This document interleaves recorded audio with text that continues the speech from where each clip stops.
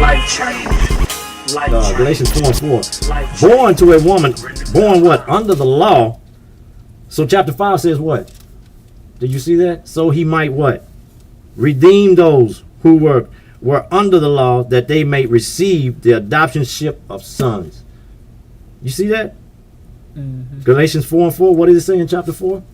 It says, but when the time had fully come, God sent his son, born of a woman, born under law, to redeem those under law, that we might receive the full rights of sons, because you are sons of God. Sent the Spirit.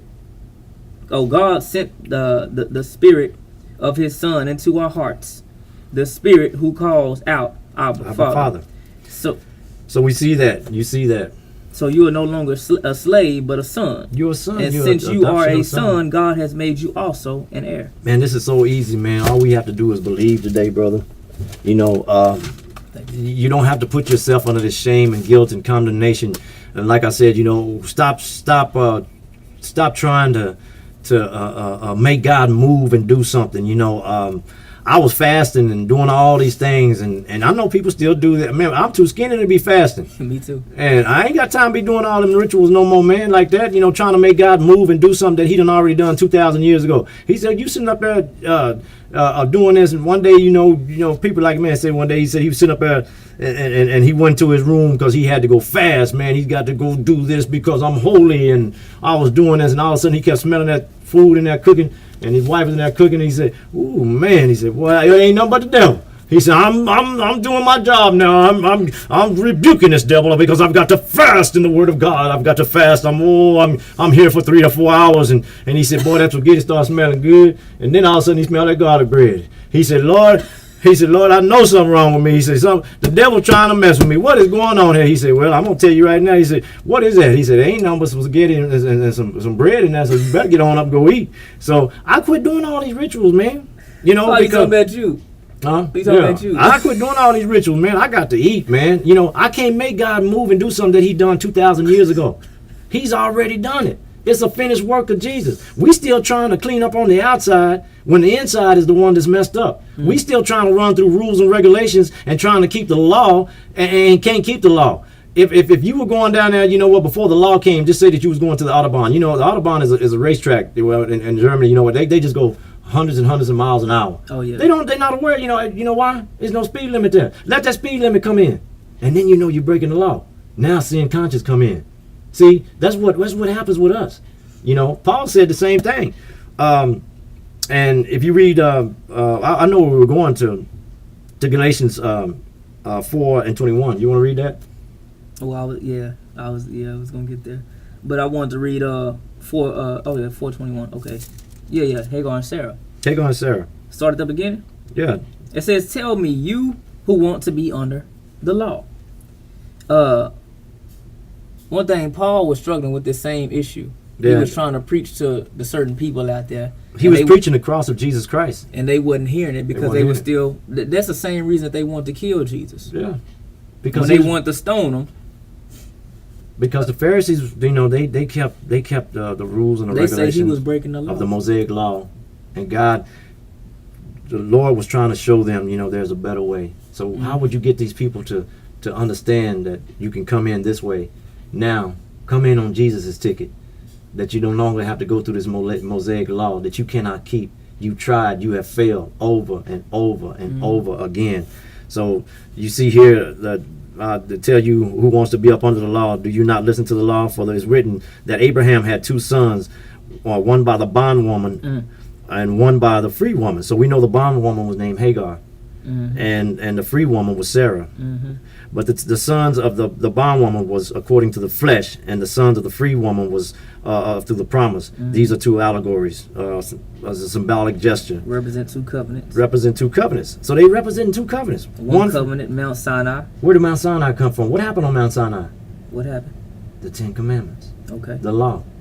You remember what happened on the 10 Commandments? It's right here in this Bible. 3,000 people lost their lives that day on Mount Sinai. But in the book of Acts, when grace and truth came in, 3,000 people were saved. Yeah. Yeah. See, we see shadows and types all over this. in the Bible, and That's all one through thing the you have to understand. yes, they all through the old covenant. Jesus is in here, but you've got to know where is They that. don't see it, Jonah, though. 3 days, 3 nights, 3 days in the belly of the whale. Jesus, 3 days, 3 nights in hell. Yeah. You know, the Passover lamb, no spots, no blemishes. You know, a picture of Jesus, no broken bones. So what about the one about Moses? Oh, go ahead. Moses going No, up hold up. A picture of what would you say about broken bones? No the, broken the, bones. the Passover lamb, he had to have no blemishes, no broken bones, okay. just like Jesus was. So say that you had a picture of your girlfriend and you were looking at her in this picture, but later on that night you were gonna get to see the reality of that picture. Right. See, the Old Covenant, the New Testament, the Old Testament, the Old Covenant is the new covenant concealed, and the New Covenant is the Old Covenant revealed. That's how you look at this. Whatever you see in the Old Covenant, it's gonna show up. It's gonna show up, and it's gonna be revealed in the New Covenant. You are a New Covenant Christian now. You can't live by rules and regulation because you're trying to keep a Sabbath day. Because there's people out here breaking the law if they're trying to keep a Sabbath. How they gonna keep a Sabbath and they working and it starts on a 6:30 on a Friday, and it goes through Saturday, but they keeping the Sabbath law. And that's a big issue too right now. So what if your boss say, you know what, I don't care about you the Sabbath law. You gonna bring your butt to work.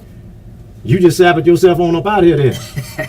How many people gonna quit their jobs? Yeah, you gonna keep that. So I done seen some of them do it. Yeah, and they gonna quit. But see, they trying to do something that was just go to Colossians 2:8 will tell you about that. It will show you that. But it's two allegories. Speaking of these women who are two covenants proceeding, one from Mount Sinai. Who was from Mount Sinai? Hagar, where the 10 Commandments was read. So you figure, I wonder why God stopped talking to Abraham for 13 years. You remember that? He got mad at Abraham. Because you know why? Abraham didn't believe him. No, they went on performance. Yeah, Sarah, but Sarah couldn't wait about having a baby. Was so it she Sarah that said, couldn't wait? Or yeah. I thought it was Abraham. Sarah couldn't wait. Because So God she said, I thought it was God. Sarah couldn't wait, so she said, you can go get my maidservant, Hagar. Oh, okay. And they went and got the maidservant, and they had Ishmael. Ishmael was living in the camp with them. The law was living under grace, and grace and law cannot live together. You see what I'm saying? There it is. It's right here. The two covenants. Sarah was the free woman of grace. But there was somebody who God told that I would give you a son. He made them look at the stars. That was Abraham. Yeah, that's what I thought. But he had promised him a He son. made them count, the stars. But he could not wait. He Yeah. went on performance, just like we can't. You know, we couldn't wait, so we just do it on our own self. So we put ourselves in performance. For those 13 years, he quit talking to Abraham. From 86 to 99. That's how I feel right now. Yeah, he quit talking to him. Abraham didn't know what happened. But see, what happened was you still had Hagar and what's his name, Ishmael in your house. You had the law in your house. Yep. And I was gonna give you the promise, which was grace, which was Isaac. So they had what living together? They had the law and grace living together. What came from Mount Sinai? Hagar, right? She's from Arabia, of Mount Sinai. Where was the law read at? Now, if you go back to Genesis, you see where this was at. Where is it at in Genesis? Genesis 15, 16, 17. You see all of it. The Hagar and Sarah. Yeah, where they couldn't wait. 15, So 16. I mean, man, you know, God is trying to show us something here, and it's not hard. And I know religious folks ain't gonna get this. They gonna say, "Boy, y'all better quit messing with them boys there, 'cause they under a coat. they under that coat. That's what they say. That boy's a devil. That's what he is, a devil." You know, but you know what a pastor told me one day? He said, "You know what?" He told me and George this, and he said, "That message that you're preaching on the radio," he said, "I know it's right." He said, "But you know what? I'm gonna tell you what this man said." He said, "I can't do it. I can't preach this, because if they get this, they're gonna stop paying." See, that's where we come in with all this shame, guilt, and condemnation. About tithing, and you know, I'm gonna be a giver, man. I found 5 or 6 verses in the Bible, the Numbers and living. You know, even in Luke 18, where the Pharisees knew about tithing, and you know, he had an S on the end, and that's what caught me. Singular, you know, there was plural, not made you look deeper, and it made me look deeper. So now it was more than one tithe. But you know what we do when we go to church? We hear one. We hear Malachi. Boy, you gonna be cursed with a curse. Now, but Jesus has redeemed us from the curse. So how can we be cursed with a curse? That's what I'm saying. Life change, life change. Renew thy mind. Word of God to help you in. Grace by Jesus, forgiveness. Get back up on your feet and stop letting Satan hold you down. He will never win this race. One move, checkmate, tick tock.